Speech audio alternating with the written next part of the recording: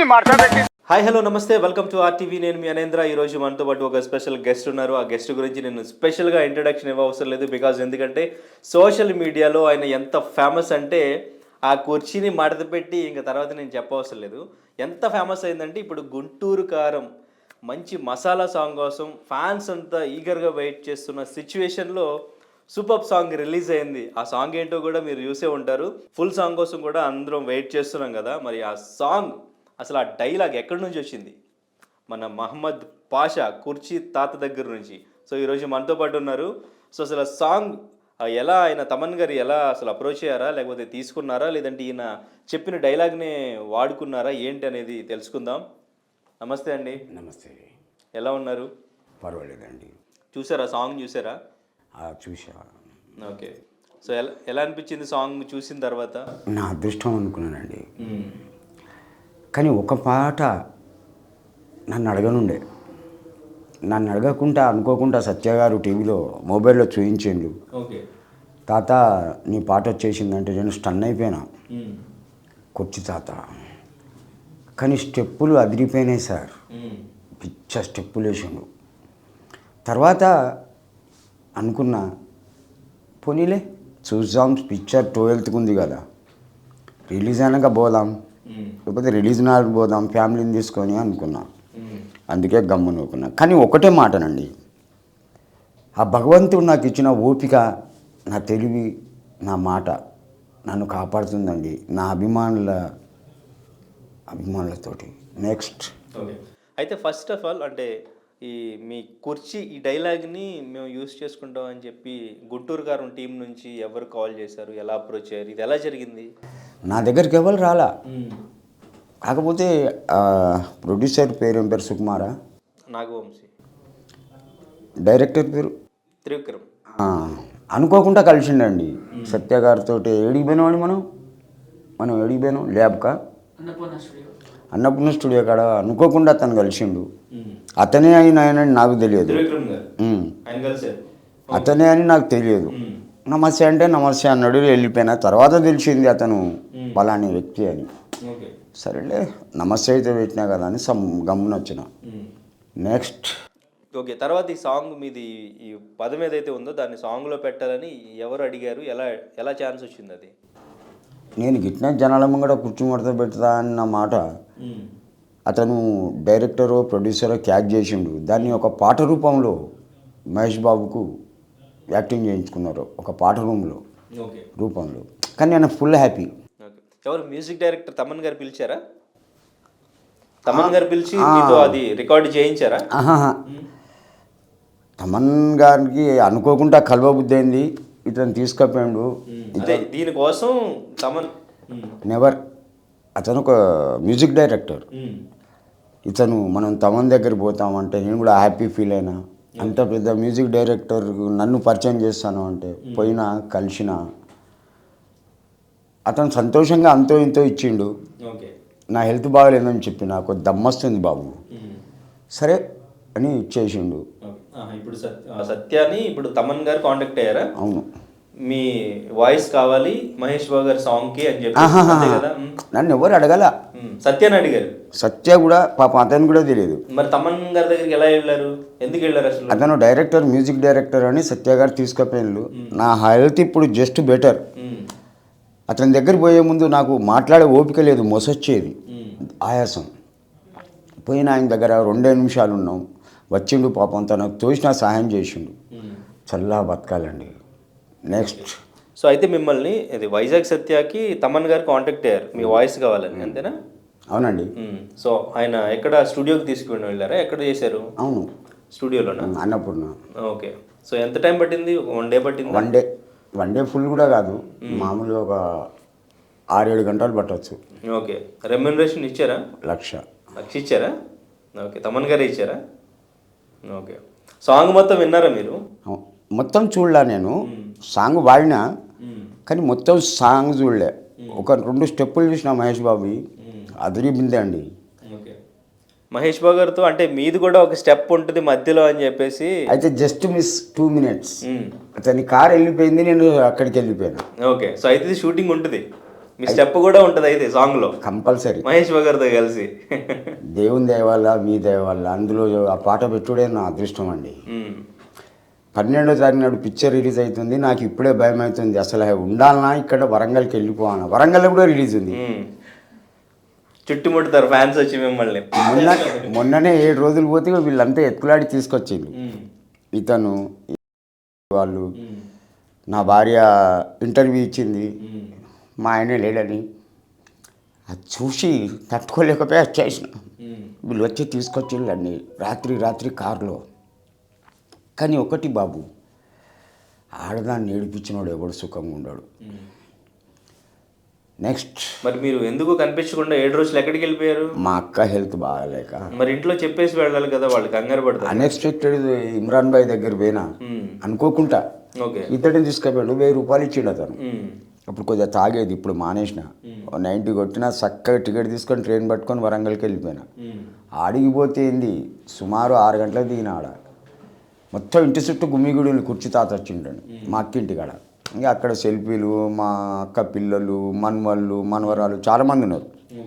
ఇక అందరు సెల్ఫీలు ఇచ్చారు. రాత్రి 10-11 అయింది. మళ్ళీ మా అల్లుడే పోయి, చిన్న అల్లుడు సలీం ఒక వాటర్ తీసుకొస్తే బిల్డింగ్ ఉంది, వాళ్ళ ముందు తాగద్దని మీద కూకొని 90 తాగి 90 దాచుకున్న పొద్దుటికి.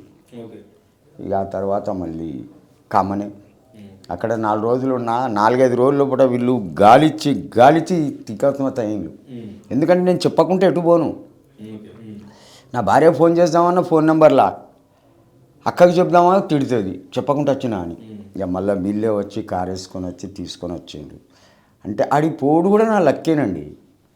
నేను బతికే ఉన్నా అనుకున్నారు, అంతా చచ్చిపోయింది అనుకున్నారు.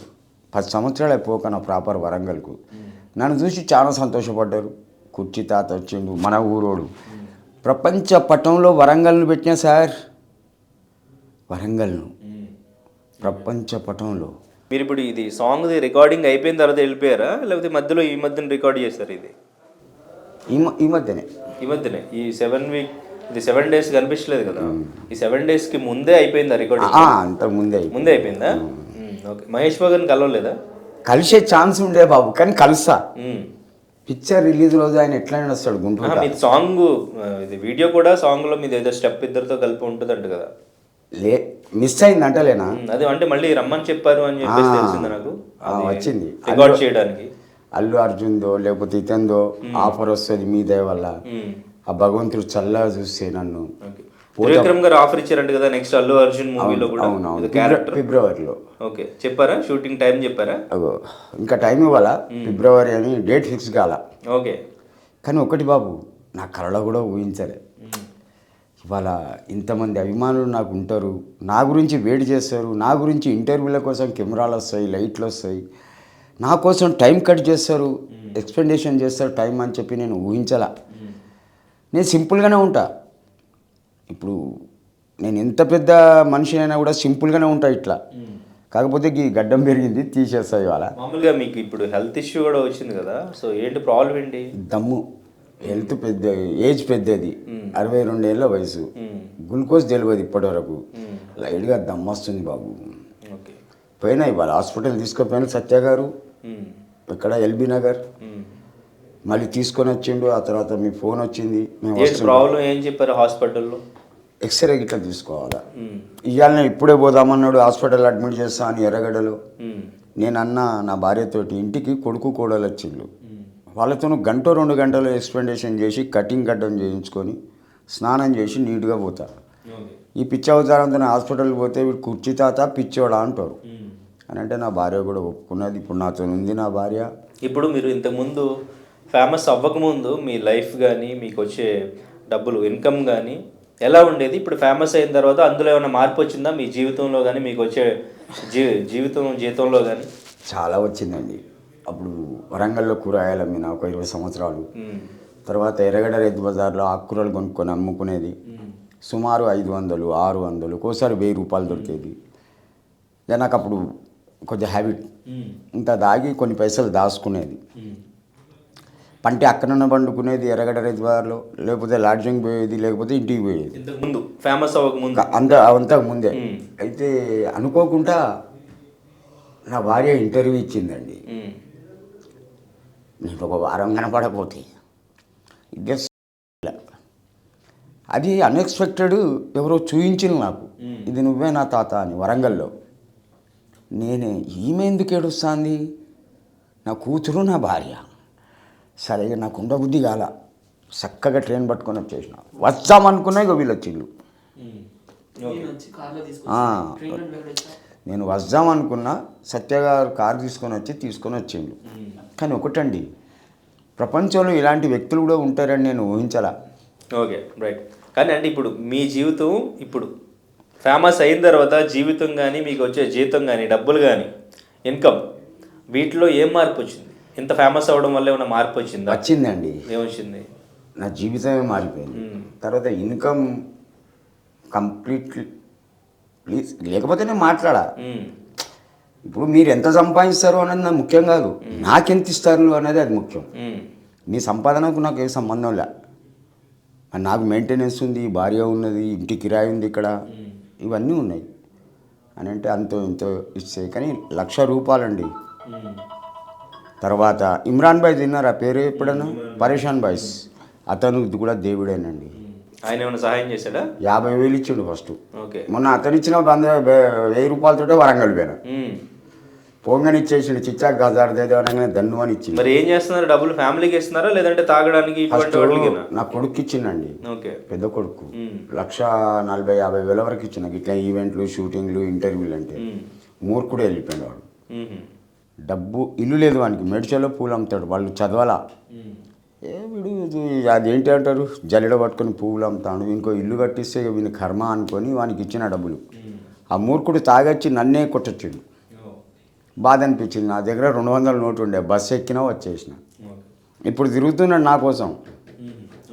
ఇంతకుముందు మీరు జబర్దస్త్ కూడా చేశారు కదా, జబర్దస్త్ చేశారు, ఇప్పుడు మూవీస్ కూడా చేస్తున్నారు. నెక్స్ట్ త్రివిక్రమ్ గారి మూవీ అంటే మంచిది చాలా. అండ్ ఇంకా ఇప్పుడు ఈ సినిమాలు చేసుకుంటూ, ఈ జబర్దస్త్లు చేసుకుంటూ బాగుందా మీకు? Life happy happy. ఒకటే నా ఇంకా లైఫ్లో హ్యాపీ ఏంటంటే ఇది మానేసిన. నేను మానేయాలి అని ఎన్నోసార్లు అనుకున్నా. అన్ఎక్స్పెక్టెడ్గా ఏదైనా ఫ్రెండో ఏదైనా ఫంక్షనో ఉండి మళ్ళీ స్టార్ట్ చేసేది. ఇప్పుడు నా మనసులే అనిపించింది, మానేస్తా. కానీ మొత్తం ఒకటేసారి మానేస్తే లేని ఎఫెక్ట్ అవుతుంది. పండుకునే ముందు ఒక నైంటో ఒక పెగ్గో తాగి తిని పండుకుంటా. మహేష్ బాబు గారిని కలిస్తే ఏం చెప్తారు? ముందు దండం పెడతా. మహేష్ బాబు గారు, నాకు ఉండడానికి ఇల్లు లేదు, ఇక్కడ నెలకు 8,000 కరెంటు బిల్తో కట్టుకుంటుంటున్నా. లక్లో ఏదైనా షూటింగో ఇంటర్వ్యూ ఉంటే ఏమైనా పైసలు దొరికితే ఇస్తా. నాకు భార్య ఉన్నది, పిల్లలు ఉన్నారు, సంసారం కూడా ఉంది. దయచేసి నాకు హెల్ప్ చేసి ఎక్కడన్నా చిన్న గుడిసో ఒక రేకుల ఇల్లు ఇప్పియండి సార్. జీవితాంతం రుణపడి ఉంటా, జీవితాంతం. నెక్స్ట్ డెఫినెట్గా ఈ వీడియో చూస్తే ఆయన డెఫినెట్గా స్పందిస్తారు. ఎంతోమంది చిన్నపిల్లల హార్ట్ సర్జరీ చేయించిన మంచి వ్యక్తి మహేష్ బాబు గారు. ఓకే, సో అయితే మీకు హెల్ప్ కావాలని చెప్పి మహేష్ బాబు గారు కలిస్తే అడుగుతారు. Okay, right. సో మూవీకి సంబంధించి ఎప్పుడు మీరు సెట్కి కానీ షూటింగ్ కానీ ఎప్పుడు వెళ్ళలేదు కదా, జస్ట్ ఇప్పుడు ఇది ప్రోమో రిలీజ్ అయ్యే వరకు మీకు కూడా తెలియదు అసలు ఏం జరుగుతుంది, ఎందుకు పిలిచారు తమన్ గారు, ఎందుకు రికార్డ్ చేసుకున్నారు ఏంటి అనేది. సో ఫుల్ సాంగ్ కూడా ఇప్పుడు రిలీజ్ అవుద్ది రేపు. సాంగ్ ఇప్పుడు రేపు రిలీజ్ అవుద్ది, ఫుల్ సాంగ్. ఇప్పుడు ప్రోమోనే వచ్చింది కదా. ఇప్పుడు ఫ్యాన్స్ అందరూ ఇప్పుడు ఫస్ట్ సాంగ్ సెకండ్ సాంగ్కి కొంచెం ఫ్యాన్స్కి అంత సాటిస్ఫాక్షన్ లేకుండా కొంచెం ఫీల్ అయ్యారు, మంచి సాంగ్ పడట్లేదు అని. ఈ సాంగ్ సోషల్ మీడియాలో ఆల్రెడీ మీరు జస్ట్ అన్న పదంకే డీజే వీళ్ళు మిక్స్ చేసి ఆల్రెడీ పాపులర్ చేశారు. ఇప్పుడు ఈ సాంగ్ ఫ్యాన్స్, మహేష్ బాబు గారి ఫ్యాన్స్ అందరికీ కూడా బాగా రీచ్ అవుద్ది. అందరు కూడా ఇప్పుడు అన్ని స్టేటస్లు పెడతా ఉంటారు. సో ఫ్యాన్స్కి మీరేం చెప్తారు? ఒకటే అంటారండి, భగవంతుడు నాకు ఇచ్చిన కళను ఆ డైలాగ్ రూపంలో బయటపెట్టిండు. ఆ మాటను మహేష్ బాబు గారు పాట రూపంలో డ్యాన్స్ చేసిండు. సంగీతం కూడా బాగుంది, అతని డ్యాన్స్ కూడా బాగుంది. నేను 2 స్టెప్పులు చూసిన అతని హీరోయిన్తో ఆడుతుంటే. కానీ నీకు దండమయ్యా, ఈ బీదోనికి కొంచెం కోట్ల మంది చూసే ఛాన్స్ ఇచ్చినావు, అట్లే నాకు సహాయం చేయి బాబు. నాకు తొడగడానికి బట్టలు కూడా సరిగ్గా, ఉండడానికి ఇల్లు లేదు, ఒక చిన్న ఇల్లు ఇప్పియండి సార్. జీవితాంతం రుణపడి ఉంటాం, నేను నా సంసారం మొత్తం, పిల్లలు, నా భార్య, నెక్స్ట్ డెఫినెట్గా మీ వీడియో చూసిన తర్వాత అండ్ ఇంకా ఈ సాంగ్ తర్వాత కూడా మీ లైఫ్ చేంజ్ అవుతుంది. నెక్స్ట్ అల్లు అర్జున్ గారు మూవీలో కూడా చేస్తున్నారు కాబట్టి సో ఆయన్ను కూడా కలుస్తారు. సో నెక్స్ట్ మీరు పెద్ద ఇంకా స్టార్ అయిపోతారు. ఆల్రెడీ మీరు సెలబ్రిటీ. మీ అభిమానం అండి. నెక్స్ట్ ఇంకా మీ లైఫ్ కొంచెం కొంచెంగా చేంజ్ అవుతూ వస్తుంది. అండ్ ఇంకా మీరంటే హెల్త్ పట్ల కూడా కేర్ఫుల్గా ఉండాలి. ఎందుకంటే మీరు తినే ఫుడ్ కానీ హ్యాబిట్స్ కానీ ముందు మీరు కంట్రోల్ చేసుకుంటూ ఉంటే సో మిమ్మల్ని ఉపయోగించుకుంటూ సినిమాల అవకాశాలు కానీ లేదంటే ఇట్లా ఏదైనా షోస్ కానీ వస్తూ ఉంటాయి. అండ్ ఇంకా హెల్ప్ చేసే వాళ్ళు చేస్తూ ఉంటారు. సో అప్పుడు డెఫినెట్గా మీ లైఫ్ బాగుంటుంది, ఫ్యామిలీని కూడా మంచిగా చూసుకోవచ్చు. సో మాకైతే మంచి ఫ్యాన్స్ అందరికి కూడా అసలు ఎవరు ఎక్స్పెక్ట్ చేయలేదు ఇది. మహేష్ బాబు గారి పాట థర్డ్ సాంగ్ వస్తుంది అంటే ఈ సాంగ్ అసలు ఎలా ఉండబోతుంది అనేది అందరూ వెయిట్ చేస్తున్న టైంలో ఆ కుర్చీ మడత పెట్టి అని అది నిజంగా ఒరిజినల్ సాంగా లేదంటే ఎవరైనా ఫ్యాన్స్ రిలీజ్ చేసిన సాంగ్ అని కొంచెం కన్ఫ్యూజ్ అయ్యాను నేను కూడా ఫస్ట్ చూసి. చాలా బాగా అనిపించింది. మహేష్ బాబు గారి డాన్సు, శ్రీలీల ఇంకా డాన్స్ వాళ్ళది కాంబినేషను, త్రివిక్రమ్ గారి మూవీ. సో తర్వాత మిమ్మల్ని వీడియోలో కూడా బిగ్ స్క్రీన్ మీద మహేష్ బాబు గారి పక్కన స్టెప్ ఏదో ఉంటుందంట, డెఫినెట్గా చూస్తామేమో అనుకుంటున్నాను నేను. సో మీ లైఫ్ ఇట్లాగే ఇంకా చేంజ్ అవుతూ ముందుకు వెళ్ళాలి. సో మీరు బాగుండాలి.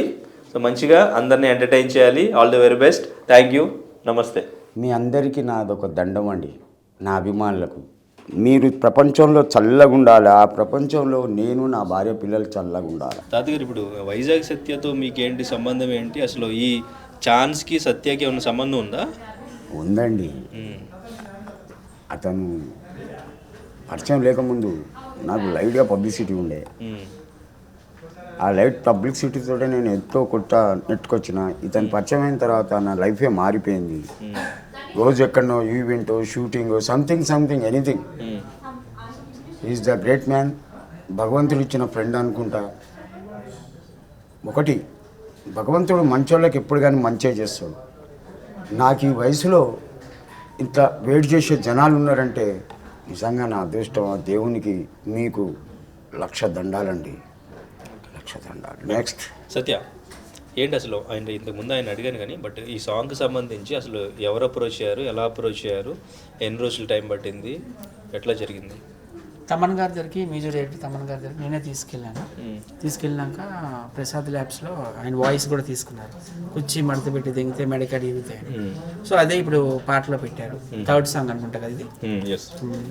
ఈయనకి యాక్చువల్గా మహేష్ బాబు గారితో షూటింగ్ ఉండే, కానీ ఈయన ఏంటంటే వరంగల్ వెళ్ళిపోయింది, జంప్ అయిపోయినాడు మాకు ఎవరికి చెప్పకుండా. So 7 days వెతికాము.